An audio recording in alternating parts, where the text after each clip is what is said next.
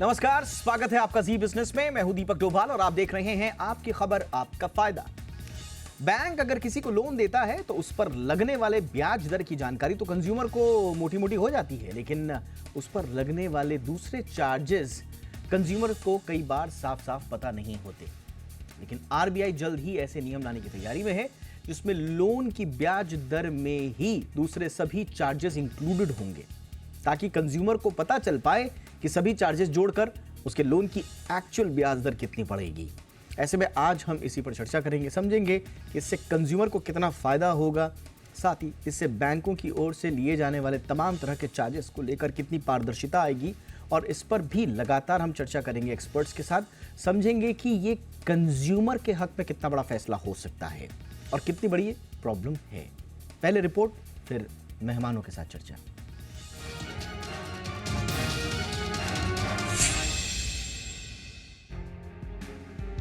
RBI ने monetary policy में loan पर लगने वाले चार्जेस में पारदर्शिता लाने पर जोर दिया है। एपेक्स बैंक का कहना है कि कर्जदार को पता होना चाहिए कि वो जो लोन ले रहा है उसे उस पर कितना वास्तविक ब्याज दर देना होगा। इससे लोन की प्रक्रिया में पारदर्शिता आएगी। अब तक यही होता है कि कंज्यूमर को होम, ऑटो, एजुकेशन, पर्सनल जैसे तमाम तरह के लोन पर बैंक की ओर से लगाए जाने वाले इंटरेस्ट रेट की ही जानकारी होती है। लेकिन बैंक लोन देने की पूरी प्रक्रिया के दौरान ऐसे कई तरह के चार्जेस लेते हैं जिनकी वास्तविक जानकारी कंज्यूमर को नहीं होती। जब लोन प्रोसेस में आ जाता है तो कंज्यूमर को दूसरे कई तरह के चार्जेस देने पड़ते हैं। आमतौर पर इसे हिडन चार्ज भी कहते हैं। अब आप सोच रहे होंगे कि आखिर आरबीआई को लोन के इंक्लूसिव इंटरेस्ट रेट की जरूरत क्यों पड़ी। दरअसल कोई भी लोन लेने के दौरान कंज्यूमर को प्रोसेसिंग, एडमिनिस्ट्रेशन या लॉगिन फीस के नाम पर, प्रीपेमेंट, रिकवरी या कन्वर्जन चार्जेस के नाम पर बैंक को कुछ निश्चित रकम चुकानी पड़ती है। लेकिन ये चार्जेस लोन के ब्याज दर का हिस्सा नहीं होते। लेकिन अगर इन पर लगने वाले चार्जेस को जोड़ दिया जाए तो कंज्यूमर को तय ब्याज दर से अधिक रकम चुकानी पड़ती है। दरअसल आरबीआई लोन को लेकर कंज्यूमर पर पड़ने वाले भार को पारदर्शी बनाने की दिशा में काम कर रही है। इससे छोटे कर्जदारों को काफी फायदा होगा। कर्ज लेते समय उसे पता होगा कि सभी चार्जेस लगने के बाद उसे लिए गए कर्ज के भुगतान के तौर पर सालाना कितना पैसा चुकाना होगा। दरअसल की फैक्ट स्टेटमेंट यानी केएफएस के जरिए आरबीआई का मकसद रिटेल और एमएसएमई लोन के दायरे को बढ़ाना है। इससे कंज्यूमर कर्ज को लेकर होने वाले भुगतान का आकलन कर सकेंगे। साथ ही उन्हें कर्ज लेने ना लेने का फैसला लेने में भी आसानी होगी। दरअसल हर बैंकों की प्रोसेसिंग फी अलग अलग हो सकती है, जो कि कर्ज राशि का 0.2% से 0.5% तक हो सकती है। कई बार बैंक स्कीम के तहत इसे माफ भी कर देते हैं। उसी तरह प्रोसेसिंग फी पर जीएसटी भी लगता है। अगर प्रोसेसिंग फी 5,000 रुपए है तो इस पर 18% जीएसटी जोड़ दे तो कंज्यूमर को कुल प्रोसेसिंग फी 6,900 रुपए बैठेगी। लेकिन अब आपको केएफएस के जरिए ये पता होगा कि लोन की ब्याज दर के साथ ये 6,900 रुपए भी उसे जमा करने हैं। आसान भाषा में समझे तो की फैक्ट स्टेटमेंट में कर्ज से जुड़े वो सभी चार्जेस शामिल होते हैं जिसे कंज्यूमर को चुकाना होता है। फिलहाल तो ये हिडन चार्जेस ग्राहकों की जेब पर भारी पड़ते हैं, लिहाजा ग्राहकों को इन चार्जेस के बारे में जानकारी होना बेहद जरूरी है। ब्यूरो रिपोर्ट, जी मीडिया। बहुत ही खास मेहमानों का पैनल इस वक्त मेरे साथ जुड़ चुका है। आर के टक्कर साहब है हमारे साथ, पूर्व एमडी एंड सीईओ हैं यूको बैंक के। बहुत बहुत स्वागत है टक्कर साहब आपका हमारे शो पर। हमारे साथ हैं राजीव दास जी, सीईओ हैं आई लोन क्रेडिट्स के। बहुत बहुत स्वागत है राजीव जी आपका हमारे शो पर। और हमारे साथ हैं हर्ष रूंगटा जी, फाउंडर हैं फी ओनली इन्वेस्टमेंट एडवाइजर्स के। बहुत बहुत स्वागत है रूंगटा सर आपका। इनफैक्ट रूंगटा सर, मैं आपसे ही चर्चा की शुरुआत करना चाहूँगा। ये सर ऑब्जर्वेशन कितना इम्पॉर्टेंट है आरबीआई का? और एक्चुअल में ये ऑब्जर्वेशन आम लोगों का रहा है, लेकिन आरबीआई की तरफ से जब इस बात की अब पैरवी की जा रही है तो लग रहा है कि काफ़ी समय से आरबीआई की इस पर नज़र थी और शिकायतें भी इस तरह की थी। कितना बड़ा ये इशू है, और अगर वाकई में जो हिडन चार्जेस के बारे में अगर सही सही पारदर्शी जानकारी मिले तो ये कितना इम्पॉर्टेंट एक कंज्यूमर के लिए होगा? तो इंडिविजुअल्स के लिए तो ये जो स्टेप्स हैं ये पहले से ही थे। अब इसमें इन्होंने एमएसएमई को जोड़ दिया है, और एमएसएमई एकदम क्रेडिट टू मतलब जो लोन्स हैं एमएसएमई सेक्टर को वो एक्सप्लोड कर रहा है, क्योंकि जैसे जैसे हमारी इकोनॉमी सशक्त हो रही है, और वो सशक्त हो रही है इन एमएसएमई के इनके बलबूते पर, बिकॉज ये मेजर एम्प्लॉयर्स होते हैं, मेजर इनकम जनरेटर्स होते हैं कोई भी इकनॉमी में, और इंडिया में खास करके क्योंकि हम एंटरप्रेन्योर्स हैं। और अब जो हमने स्टैक बना दिया है कि आज एक ठेले वाले के पास भी, छोटे से छोटे व्यवसायी के पास भी, चूँकि इलेक्ट्रॉनिक और डिजिटल पेमेंट्स लेने लग गए हैं, उसकी भी बैंक स्टेटमेंट रन करती है पेजेस एंड पेजेस में, और अकाउंट एग्रीगेटर के थ्रू, जो अकाउंट एग्रीगेटर फ्रेमवर्क है उसके थ्रू ये पोटेंशियल लेंडर्स को मिलती है, और वो उनको कैश फ्लो के बेसिस पे उनकी क्रेडिट आंक सकते हैं। तो ये जो एक चेंज हुआ है, इससे एमएसएमई लोन्स बहुत टेक ऑफ किया है, और उसमें पारदर्शिता लाना बहुत इम्पॉर्टेंट है, और ये स्टेप बहुत ही सराहनीय है। कितनी बड़ी प्रॉब्लम है? तो प्रॉब्लम है फिलहाल, आई थिंक इसको अगर ये स्टेप शुरू का स्टेप है, इसमें कई आगे इनको काम करना पड़ेगा, बिकॉज अभी भी इंडिविजुअल्स में भी जी कई ऐसी चीज़ें हैं जो उनको नहीं मालूम होती। एब्सोल्युटली, मैं आपसे यही कह रहा था सर कि एमएसएमई के लिए तो खास तवज्जो आरबीआई ने दी है, लेकिन इंडिविजुअल्स के लिए भी अभी मैकेनिज्म ठीक है, कागज़ों में वो बहुत सारी चीज़ें हैं, लेकिन एक्चुअल में एक पारदर्शी इकोसिस्टम संभवतः हम बनाने में नाकाम रहे। थोड़ा सा मैं आप ही के पास आऊँगा सर दोबारा, रूंगटा सर, थोड़ा ये समझाइए कि ये जो की फैक्ट स्टेटमेंट्स हैं, ये की फैक्ट स्टेटमेंट कैसा होगा, और एमएसएमई के अलावा मैं थोड़ा सा वापस मैं इंडिविजुअल्स पे थोड़ा सा जा रहा हूँ, कितना इंपॉर्टेंट होगा इंडिविजुअल्स के लिए? क्या की फैक्ट स्टेटमेंट है पहले से इसकी व्यवस्था? तो ये जो फ्रेमवर्क है कि पारदर्शिता होनी चाहिए, जो एनुअल परसेंटेज रेट है वो दर्शाई जानी चाहिए, जो ये so called zero interest charges हैं उसमें एक्चुअल इंटरेस्ट आप कितना दे रहे हैं ये दिखाना, ये सारी प्रोविजंस आज भी इंडिविजुअल्स के लिए एग्जिस्ट करते हैं। अच्छा। लेकिन फिर भी बहुत से हिडन चार्जेस हैं, जैसे सबसे बड़ा हिडन चार्जेस होता है आज की तारीख में इंश्योरेंस, बिकॉज सारे के सारे लेंडर्स इंश्योरेंस एजेंट्स बन गए हैं, और although very clear IRDA guidelines हैं, वेरी क्लियर आरबीआई गाइडलाइंस हैं कि आप अपनी इंश्योरेंस पॉलिसी थोप नहीं सकते। आप ये कर सकते हैं कि इंश्योरेंस पॉलिसीज़ होनी चाहिए, लेकिन यही इंश्योरेंस पॉलिसी लो ये नहीं थोप सकते। बट इन प्रैक्टिस ये जो महंगी इंश्योरेंस पॉलिसीज़ होती हैं ये चिपकाई जाती हैं। एमएसएमईज़ के केस में तो मतलब उनको फोर्स किया जाता है कि जो अच्छी पॉलिसीज़ नहीं है, कम से कम इंडिविजुअल्स में तो टर्म इंश्योरेंस है, प्रॉपर्टी इंश्योरेंस है, अच्छी पॉलिसीज़ होती हैं, वो इतनी थोड़ी सी महंगी होती हैं लेकिन पॉलिसीज़ बहुत ज़रूरत की होती हैं। ठीक। एमएसएमईज़ के केस में तो मतलब endowment policies, money back policies, ऐसी टाइप की पॉलिसीज़ जो हैं लेंडर्स करते हैं। अब ये चीज़ पारदर्शिता से भी सॉल्व नहीं होगी क्योंकि ये चार्ज नहीं है, चार्ज नहीं, दिस इज़ नॉट ये ऐसा चार्ज नहीं है जो आप लेंडर को दे रहे हैं, एक आप थर्ड पार्टी को दे रहे हैं लेंडर के जरिए। और आपने सही कहा, और ये चार्जेस लगाने का तरीका भी बिल्कुल अलग है। आप सोचिए, आप बैंक में जा रहे हैं, कोई एमएसएमई है, कोई छोटा कारोबारी, वो लोन लेने जा रहा है, तो उसी बैंक के प्रीमाइसेस के भीतर आपको इस तरह के लोन देने वाले हो जाएंगे, और एक पूरा का पूरा इकोसिस्टम ऐसा बनाया जाता है कि आपको फोर्स किया जाता है इस तरह के लोन्स लेने के लिए। लेकिन फिर अंत में आपकी मजबूरी हो जाता है कि या तो आप लोन लेकर जाइए, साथ में इंश्योरेंस भी लीजिए, खास तरह का इंश्योरेंस लीजिए, वरना आप रिजेक्टेड हैं। ठक्कर साहब,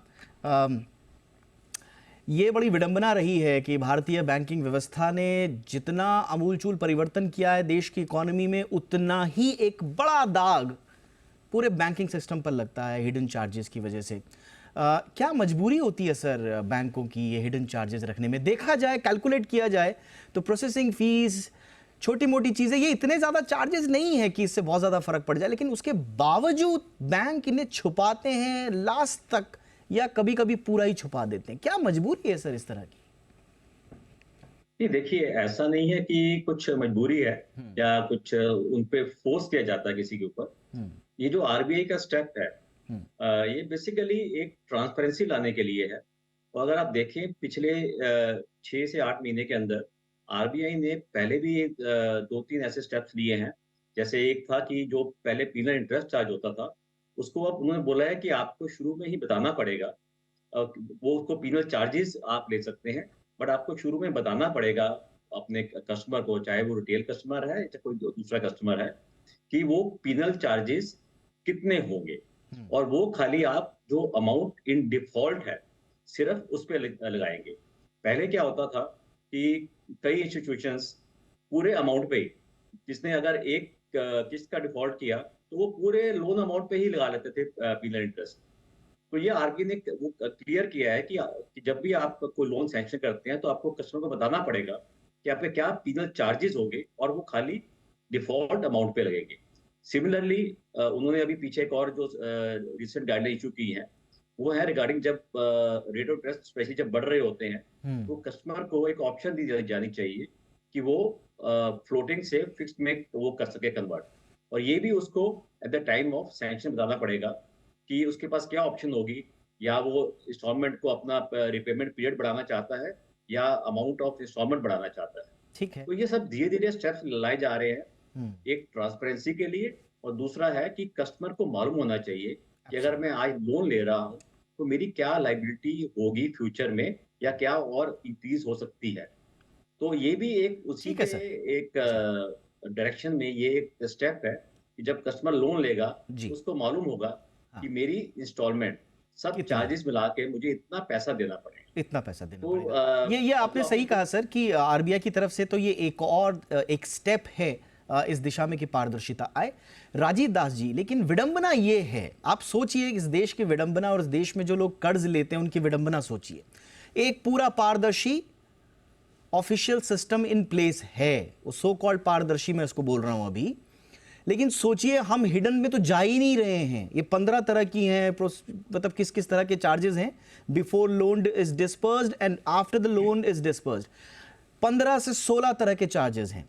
लेकिन सोचिए जो सबसे प्रमुख हमारे सामने सबसे पहला है वो है प्रोसेसिंग फीस। आप किसी कर्ज लेने वाले से पूछिए, वो जब तक उसका कर्ज पूरा नहीं हो जाता वो प्रोसेसिंग फीस को लेकर कंफ्यूज रहता है, क्योंकि बैंक बोलते कुछ है, करते कुछ है, एजेंट ने कुछ बोला, बाद में कुछ और मिला। तो एक तरह का डिससेटिस्फैक्शन उसके मन में रहता है।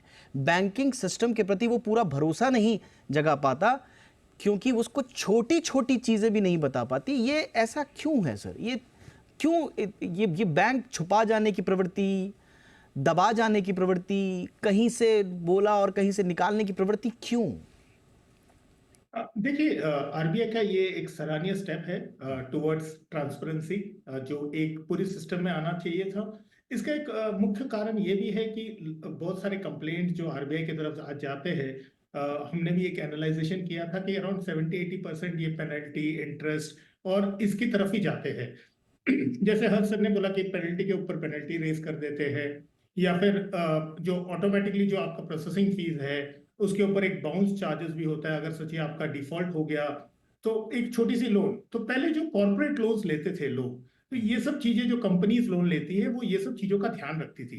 पर जब आप इंडिविजुअल की तरफ जाते हैं, जब आप रिटेल लोन्स, आप कंज्यूमर लोन्स या स्मॉल एमएसएमई लोन्स या लार्ज एमएसएमई लोन्स, उसमें क्या होता था कि कस्टमर को कुछ आइडिया नहीं रहता था कि मेरा एक्चुअल जो मेरा, अगर सपोज मेरा 25% रेट ऑफ इंटरेस्ट है या 20% रेट ऑफ इंटरेस्ट है, उसमें मैं प्रोसेसिंग फीस दे रहा हूँ, मैं अदर चार्जेस दे रहा हूँ, और अगर मैंने साथ में इंश्योरेंस वगैरह भी सब जोड़ दिया, और तो मेरा जो आईआरआर है, जो फाइनल जो रेट ऑफ रिटर्न है, वो करीब 25% तक पहुंच जाएगा। तो ये एक कंफ्यूजन था।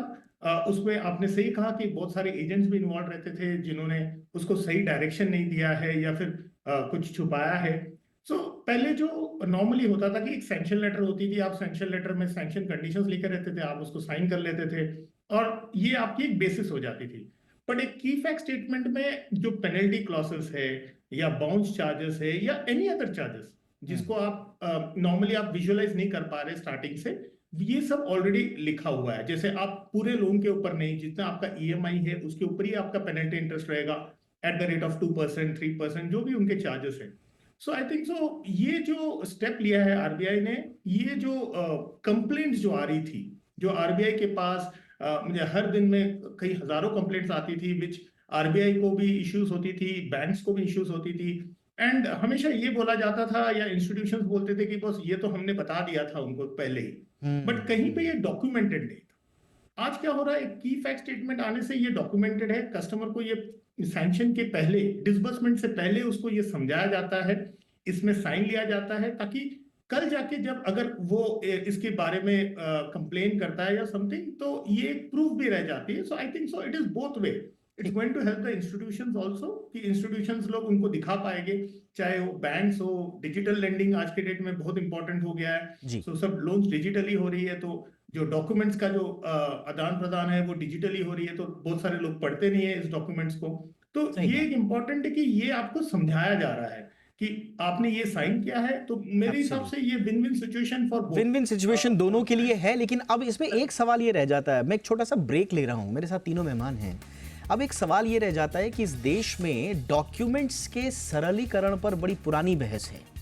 अगर माना ये, अगर आपका स्टेटमेंट भी बैंक की तरफ से तैयार हो और उसमें शर्तों को ऐसे लिखा जाए कि वो घुमा फिरा के फिर कस्टमर को जो है कंफ्यूज कर दें, उसका डॉक्यूमेंटेशन की लैंग्वेज पे थोड़ा सा बात करेंगे, तो क्या ये ढाक के तीन पात वाली स्थिति नहीं रहेगी? क्योंकि ऐसा होता है, हमने बहुत सारे शोज इसमें करे हैं जिसमें एक देश एक फॉर्मेट की बात की जाती है, चाहे आप घर ले रहे हो, चाहे आप कोई दूसरी चीज़ ले रहे हो, उस पर जो डॉक्यूमेंटेशन होता है उसका सरलीकरण किया जाए। तो कहीं ऐसा तो नहीं कि बैंक्स इन ज़रूर चार्जेस का जिक्र करें, लेकिन एक ऐसी लैंग्वेज में जो फिर अंततोगत्वा ग्राहक के समझ में ही ना आए या फिर वो कंफ्यूज हो जाए। फिर रुंगटा सर, मैं वही जो सवाल पूछ रहा था कि चलिए आपने की फैक्ट स्टेटमेंट में इन चार्जेस का जिक्र कर दिया, तो अब ऐसा लग रहा है कि अब वो हिडन नहीं रहेंगे, लेकिन उनको वसूलने के तरीके इस तरह की लैंग्वेज बना दी जाएगी कि भविष्य में वो